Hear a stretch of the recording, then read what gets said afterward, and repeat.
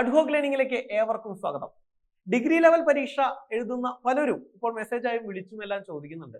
Mains പഠിച്ചു തുടങ്ങട്ടെ, പ്രിലിംസിന് മാത്രം നോക്കിയാൽ മതിയോ, അതോ മെയിൻസിന് ഇപ്പോൾ തന്നെ പഠിച്ചു തുടങ്ങണോ, എപ്പോഴാണ് മെയിൻസ് പഠിച്ചു തുടങ്ങേണ്ടത് എന്ന് ഒരുപാട് പേര് ചോദിക്കുന്നുണ്ട്. സോ ഈ ഒരു കുറച്ച് ദിവസങ്ങളാണ് ഇനി നമുക്ക് നമ്മുടെ മുമ്പിൽ പ്രാഥമിക പരീക്ഷയ്ക്കായിട്ടുള്ളത് അല്ലെ. ഈ സമയത്ത് ഒബ്വിയസ്ലി ഞാൻ പറയാൻ ഉദ്ദേശിക്കുന്നത് നിങ്ങളടുത്ത് പ്രിലിംസിന് വേണ്ടി പഠിക്കുക എന്നുള്ളതാണ്. പ്രാഥമിക പരീക്ഷയ്ക്ക് വേണ്ടി കൃത്യമായി തയ്യാറെടുക്കുക, കൺസിസ്റ്റന്റ് ആയി പഠിക്കുക. പ്രാഥമിക പരീക്ഷയുടെ സിലബസ് മാത്രം നോക്കുക. ഇപ്പൊ തൽക്കാലം മെയിൻസിനെ കുറിച്ച് നിങ്ങൾ ബോധറിയേ വേണ്ട. പ്രിലിംസ് കടക്കുക എന്നുള്ളത്, മെയിൻസ് കടക്കുക, ജോലി കിട്ടുക എന്നുള്ള അതേ ഇമ്പോർട്ടൻസോട് കൂടി തന്നെ നിങ്ങൾ കാണണം. പ്രാഥമിക പരീക്ഷ വളരെ എളുപ്പത്തിൽ കടക്കാം, മെയിൻസിന് ഇപ്പൊ പഠിച്ചാൽ മതി എന്നൊക്കെ വിചാരിച്ച് നിങ്ങൾ ഇരിക്കരുത്. പ്രാഥമിക പരീക്ഷയുടെ ആ സിലബസ് തന്നെ എടുത്ത് അതിൽ വേണ്ട ഭാഗങ്ങൾ തന്നെ കോൺസെൻട്രേറ്റ് ചെയ്ത് പഠിക്കുക. ഇപ്പോൾ അത് ചെയ്താൽ മതി. കാരണം അത് പഠിക്കുമ്പോൾ തന്നെ മെയിൻസ് പരീക്ഷയുടെ ആദ്യ പേപ്പറിലെ ഭൂരിഭാഗം കാര്യങ്ങൾ നിങ്ങൾ പഠിച്ചു കഴിഞ്ഞു. മെയിൻസ് പേപ്പറിൽ ആദ്യ പേപ്പർ എടുത്ത് നോക്കൂ. 2 പേപ്പറുകളുണ്ട് അല്ലെ മെയിൻസിൽ. അതിൽ ഫസ്റ്റ് പേപ്പർ എന്ന് പറയുന്നത് ഒരുവിധം കാര്യങ്ങളെല്ലാം പ്രിലിംസിനുള്ള അതേ കാര്യങ്ങൾ തന്നെയാണ്. കുറച്ച് പഠിക്കുന്ന സമയത്ത് എന്തായാലും ഡിഗ്രി ലെവൽ എക്സാം ആണ്, കുറച്ച് ഡീപ്പായിട്ട് പഠിക്കേണ്ടി വരും അല്ലെ. അപ്പൊ അത് പ്രാഥമിക പരീക്ഷയ്ക്ക് നിങ്ങൾ എന്ത് ചെയ്യുക, വളരെ ഡീപ്പായിട്ട് തന്നെ നല്ല രീതിയിൽ പഠിച്ചു കഴിഞ്ഞാൽ പ്രാഥമിക പരീക്ഷ കടക്കുകയും ചെയ്യും. അതോടൊപ്പം തന്നെ മെയിൻസ് പരീക്ഷയുടെ ആദ്യ പേപ്പറിന്റെ ഒരുവിധം ഈവൻ 95% എന്നും വേണമെങ്കിൽ പറയാം, 95%ഓളം നിങ്ങൾ പഠിച്ചു കഴിഞ്ഞു എന്ന് പറയാം. അതേപോലെ സെക്കൻഡ് പേപ്പറിലാണെങ്കിലും കോൺസ്റ്റിറ്റ്യൂഷൻ പോലെയുള്ള ഭാഗങ്ങൾ, വളരെ പ്രധാനപ്പെട്ട 20 മാർക്കോളം കോൺസ്റ്റിറ്റ്യൂഷൻ ഉണ്ട് അല്ലെ, അതിലെ പല ഭാഗങ്ങളും നിങ്ങൾ ഓൾറെഡി പഠിച്ചു കഴിഞ്ഞു എന്ന് പറയേണ്ടിയിരിക്കുന്നു. അത്രയും ഇമ്പോർട്ടന്റ് ആയിട്ടുള്ള ഒരു സിലബസ് ആണ് പ്രിലിംസിന്റെ സിലബസ്. അപ്പോൾ പ്രിലിംസ് എന്ന് പറയുന്നത് വളരെ സിമ്പിൾ ആയിട്ട് ലാഘവത്തോടെ പാസ്സാവാം എന്ന് വിചാരിക്കാതെ അതിനെ വളരെയധികം സ്ട്രെയിൻ ചെയ്ത് പഠിക്കുക, കൺസിസ്റ്റന്റ് ആയിട്ട് പഠിക്കുക. ഉറപ്പായിട്ടും പ്രാഥമിക പരീക്ഷ നിങ്ങൾക്ക് കയറാൻ സാധിച്ചാൽ മെയിൻസ് എന്ന് പറയുന്നത് നെക്സ്റ്റ് ഡേ എന്നാണോ പ്രിലിംസ് പരീക്ഷ എഴുതി കഴിയുന്നത് അന്ന് തന്നെ പഠിച്ചു തുടങ്ങുക. പ്രിലിംസ് പരീക്ഷ മെയ് 24-ാം തീയതി നിങ്ങളുടെ പരീക്ഷ കഴിഞ്ഞു കഴിഞ്ഞാൽ അന്ന് വൈകിട്ട് മുതൽ വിത്തൗട്ട് എനി റസ്റ്റ് അന്ന് വൈകിട്ട് മുതൽ നിങ്ങൾ എന്ത് ചെയ്യുക, മെയിൻസ് പരീക്ഷയ്ക്കുള്ള പ്രിപ്പറേഷൻ സ്റ്റാർട്ട് ചെയ്യുക.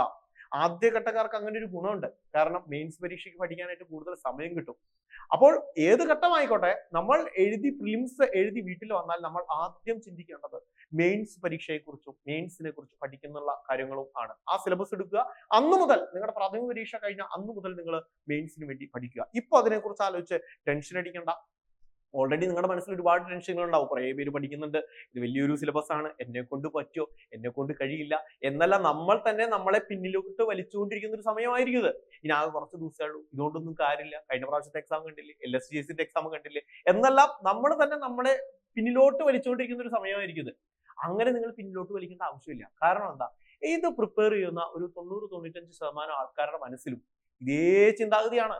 എന്നെ കൊണ്ട് പറ്റുമോ, കഴിയോ, കുറെ പേര് പഠിക്കുന്നുണ്ട്, എനിക്ക് കിട്ടില്ല എന്ന് തോന്നിക്കൊണ്ടിരിക്കുന്നതിന്റെ ഇടയിലാണ് നമ്മളും എന്ത് ചെയ്യുന്നത്, പഠിക്കുന്നത്. നമ്മുടെ ചിന്ത എന്ന് പറയുന്നത് കേരളത്തിലെ ഒരുവിധം എല്ലാ ഉദ്യോഗാർത്ഥികളുടെയും ചിന്ത തന്നെയാണ്.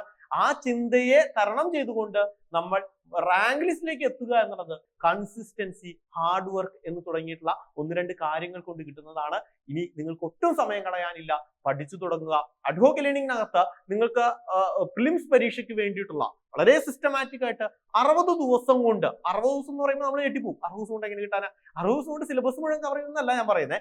60 ദിവസം കൊണ്ട് നിങ്ങൾക്ക് മാർക്ക് സ്കോറിംഗ് ആയിട്ടുള്ള ഭാഗങ്ങളെ എടുത്ത് വെച്ച് പഠിപ്പിക്കുന്ന തരത്തിലുള്ള സിലബസ് ഓറിയന്റഡ് ആയിട്ടുള്ള, എന്നാൽ സിലബസിലെ എല്ലാ ഭാഗങ്ങളും കവർ ചെയ്യുന്ന തരത്തിൽ തന്നെ നിങ്ങൾക്ക് അതിനെ ഞാൻ സിസ്റ്റമാറ്റിക് ആയിട്ട് മുമ്പ് ഒരു വീഡിയോയിൽ പറഞ്ഞിട്ടുണ്ടായിരുന്നു, സിസ്റ്റമാറ്റിക് ആയിട്ട് 2ആയിട്ട് തിരിച്ച് ഒരു ഭാഗം നിങ്ങൾ മാർക്ക് സ്കോറിംഗ് ആയിട്ടുള്ള പ്രൈമറി സബ്ജക്ട് എന്നും, ഒരു ഭാഗം മാർക്ക് കുറച്ച് പഠിച്ചില്ലെങ്കിലും അവസാന സമയത്ത് പഠിച്ചില്ലെങ്കിലും കുഴപ്പമില്ല എന്ന് പറയുന്ന രീതിയിൽ സെക്കൻഡറി ടോപ്പിക്സ് ആയിട്ടും തിരിച്ച് നമ്മൾ കോഴ്സ് ചെയ്തിട്ടുണ്ട്. വളരെ ബെനിഫിറ്റ് ആയിരിക്കും നിങ്ങൾക്ക്. 999 രൂപ മാത്രമേ ആ കോഴ്സിന് വരുന്നുള്ളൂ.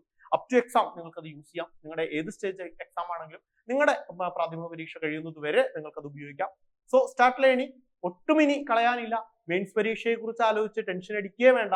പ്രാഥമിക പരീക്ഷയ്ക്ക് വേണ്ടി വളരെ ഇമ്പോർട്ടൻസ് കൊടുത്തുകൊണ്ട് പഠിക്കുക. ഇപ്പോൾ തന്നെ പഠിച്ചു തുടങ്ങുക. Thank you.